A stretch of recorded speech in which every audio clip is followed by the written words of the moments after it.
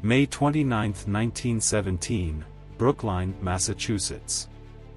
Into a wealthy Irish Catholic family, John Fitzgerald Kennedy was born.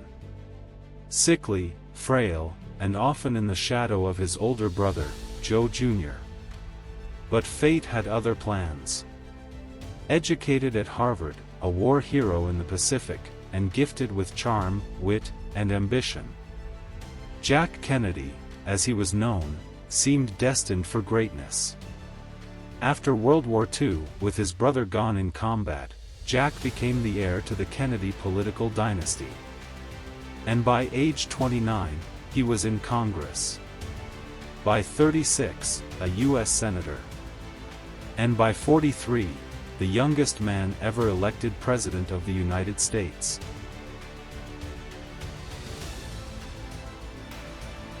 JFK's presidency felt like a new dawn for America. He spoke of hope, sacrifice, and service. Ask not what your country can do for you, ask what you can do for your country. He inspired a generation with the Peace Corps, the Apollo space program, civil rights advocacy, a fierce, charismatic stand against the Soviet Union. Beside him stood Jacqueline Kennedy, elegant and adored. Together, they turned the White House into a symbol of culture and youth. A shining beacon the press dubbed Camelot. But beneath the glamour, the world was on fire.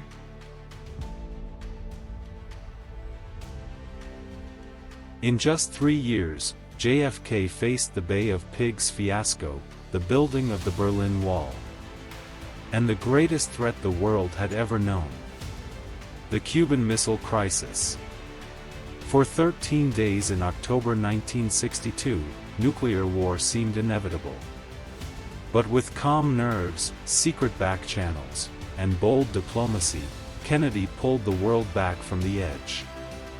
He emerged stronger than ever. A man who had faced Armageddon and walked away.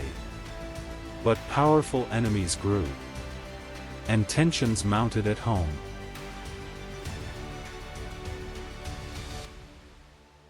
November 22, 1963, Dallas, Texas.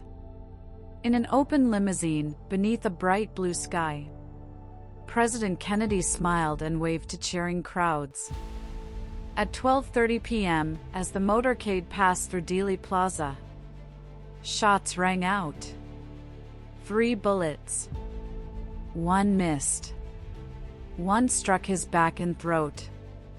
The 3rd shattered his skull. The president has been shot. The president is dead. The world stopped.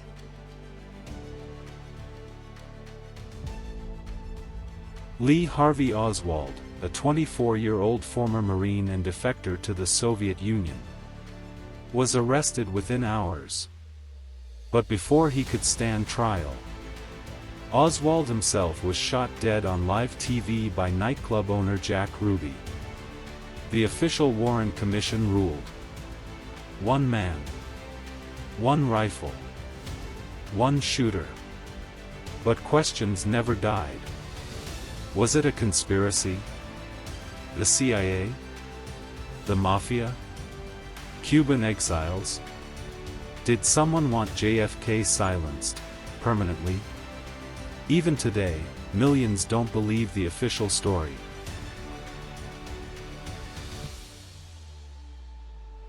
JFK's presidency lasted just over 1,000 days. Yet his legacy burns brighter than many who served longer. He ignited the race to the moon. He gave America confidence during a fearful time.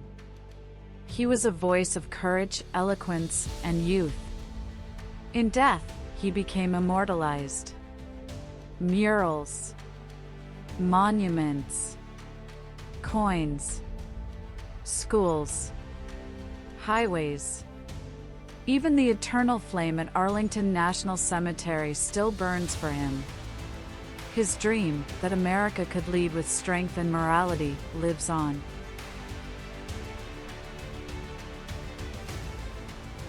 John F. Kennedy wasn't perfect. He had flaws, secrets, and fierce critics. But he was also visionary, fearless, and electric in his ability to lead. He reminded a fractured world that words could lift, that service could inspire, and that hope could triumph, even in the darkest hour.